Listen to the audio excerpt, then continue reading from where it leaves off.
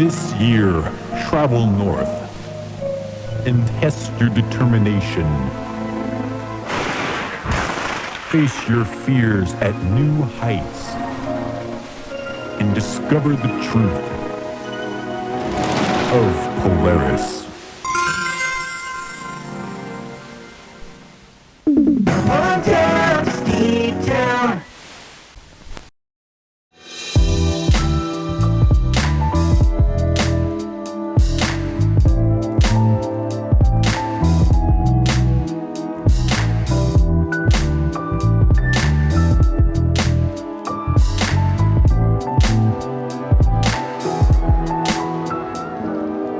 Hello YouTube and welcome back to Steve Town. This is episode 10 and it might be the finale.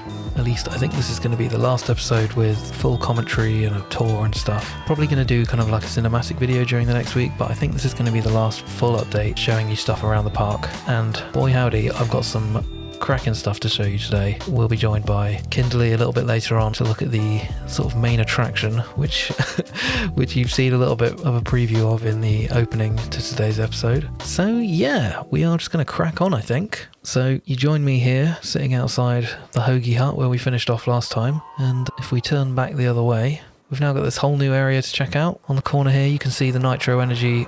Oh yeah, that's great timing.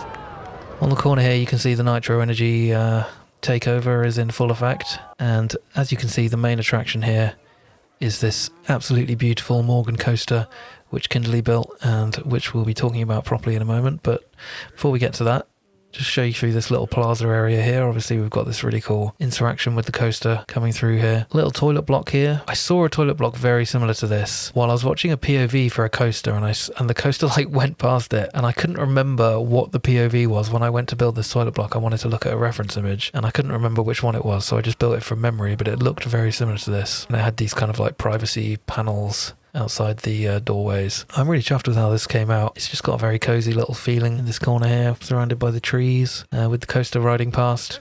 And then next around here we've got Mr. P's Pierogies. This came about because I was saying to Redline that I was going to name the cheesesteak restaurant after him because he's from Pennsylvania, and he remarked, well, he's not from Philly, he's from the other side of the state, and they actually more into pierogies over there. And he was initially going to build a little restaurant for me, but the timing, how I had the timing of all this going, I was like, you know what, I'm just going to do it myself so that I can get this final episode out and kind of have a little break from Steve Town and everything. So I did it myself, and this annoying thing's happening because of the time of day I've got it set to here. Yeah, the time of day, it makes ugly shadows happen. Anyway, this is kind of loosely based on a frozen custard stand at Dorney Park. Hello. You're going for a break, are you? The green and cream checker and this little kind of like tri-peaked canopy thing. And then yeah, I just freestyled the rest of it out.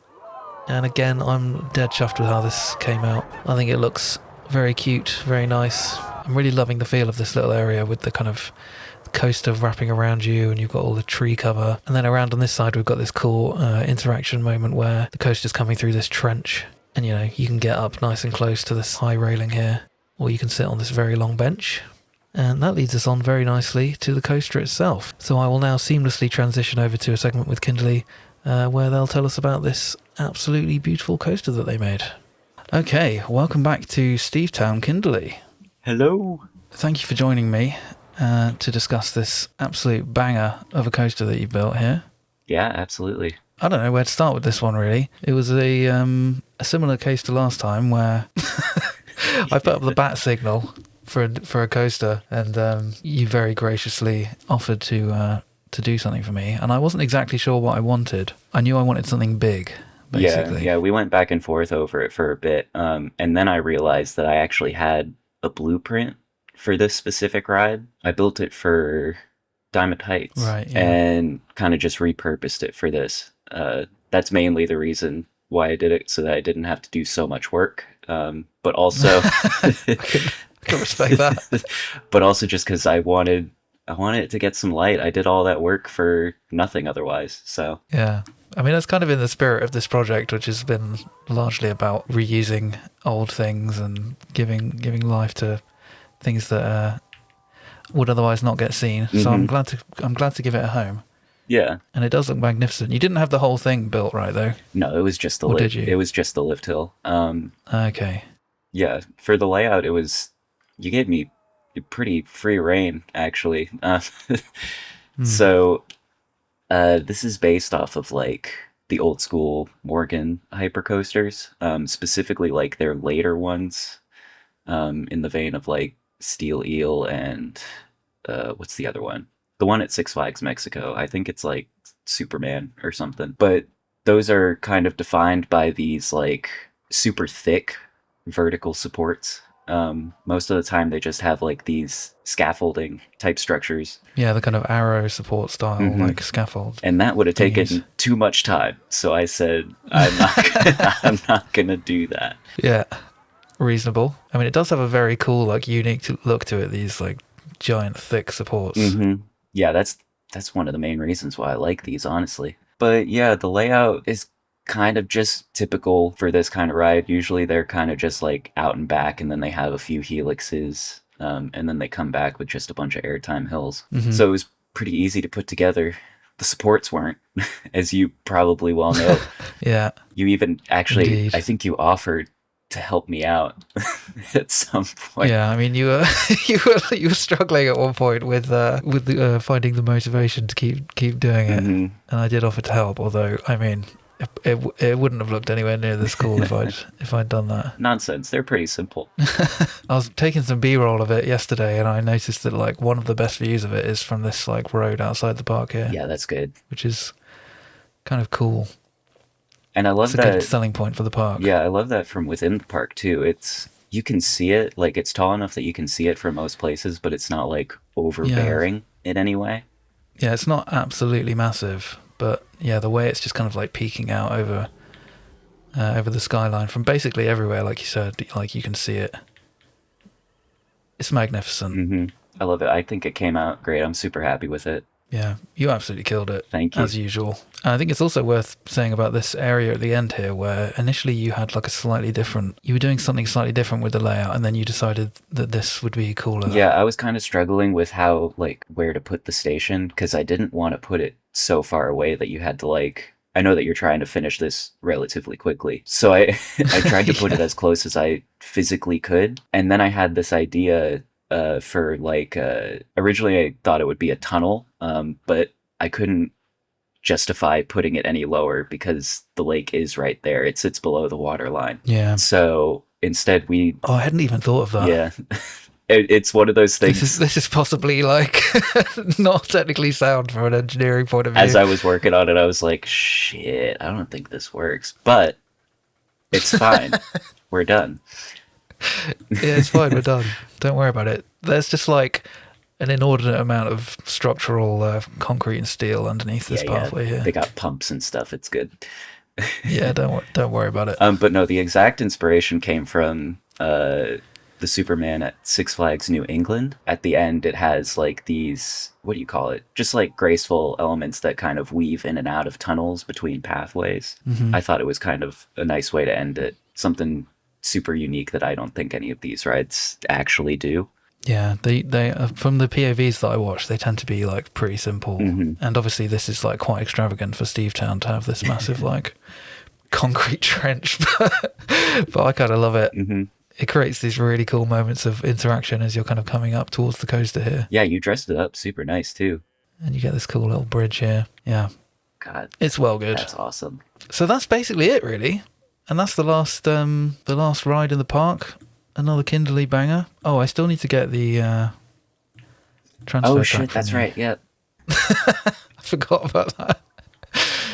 I can't seem to get it all in one go, it seems, because I had this problem last time too. It was kind of a pain, like getting it into the file, because I'd already connected the pathways up to the previous version that I had. Yeah. Which was my mistake, really. I shouldn't have committed to that. It'll be easier next go around because we'll have that park share. And a park share, yeah.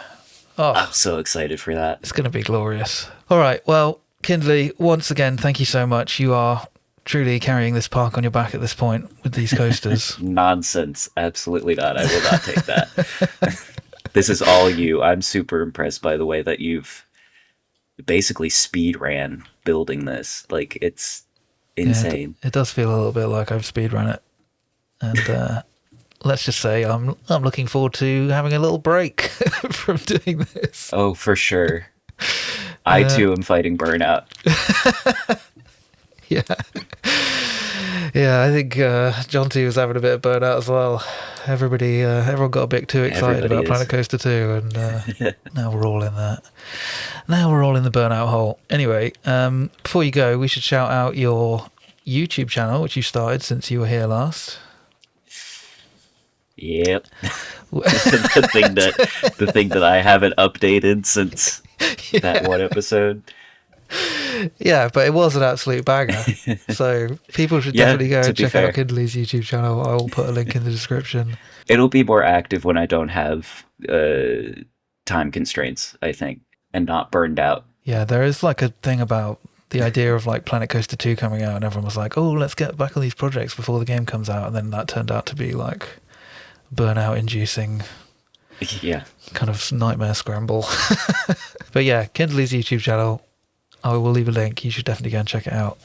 And thank you once again, for all your help on this. I very much appreciate it. Yeah, no problem. It's always a pleasure. Always a pleasure to have you, my friend. Bye! Goodbye. Okay, thank you once again to Kinderly for all their amazing work on this.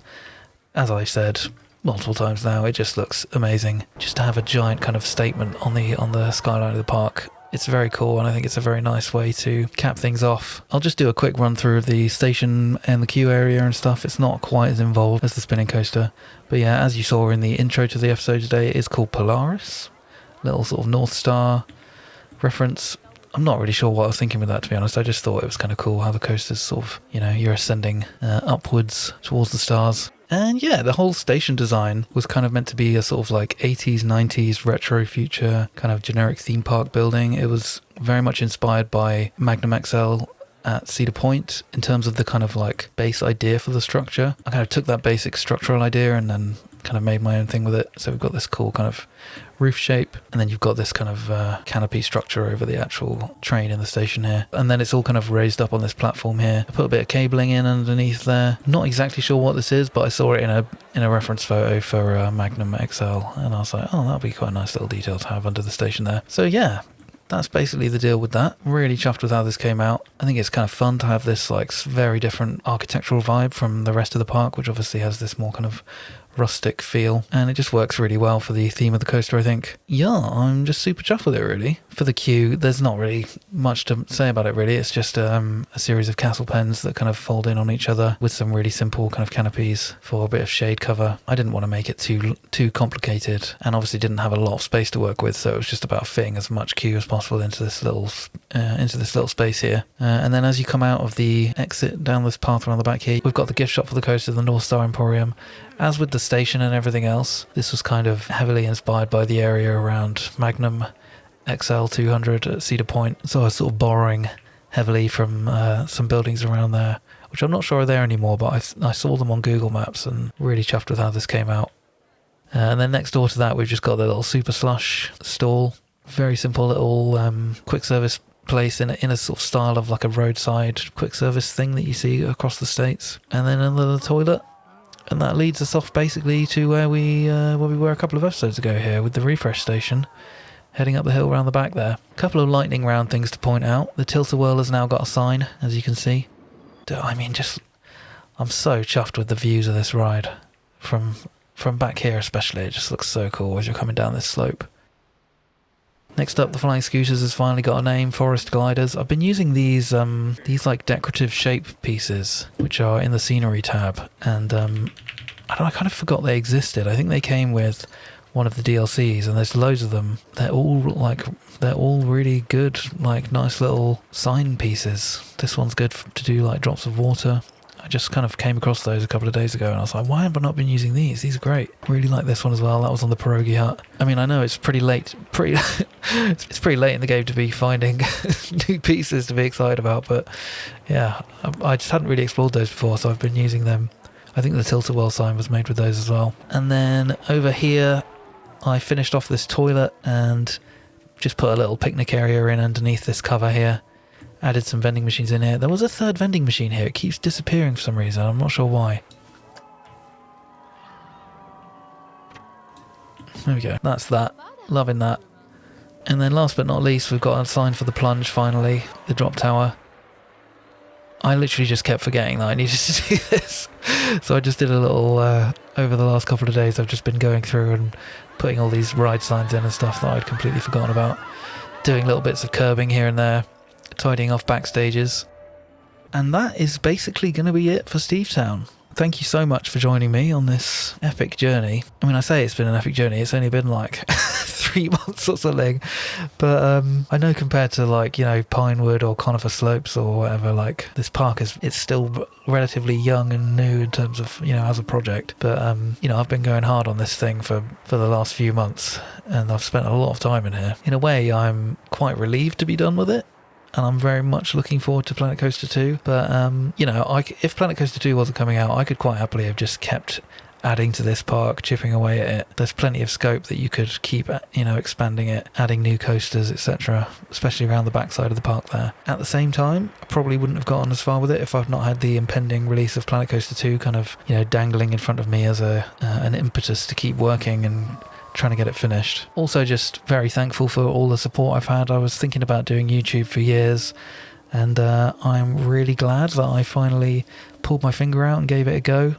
The reception that this series has had has been amazing. I'm extremely grateful for all the support and kind words I've had from people and all the helpful suggestions. It's just blown me away, really. I was kind of expecting this all to just to just fall on deaf ears, and it's been very fun. I will stop going on now because I've been waffling for far too long. But seriously, thank you so much for watching. I will hopefully be back in Planet Coaster 2 with more cool projects. And yeah, be good to each other, and I will catch you next time. Bye! Yes.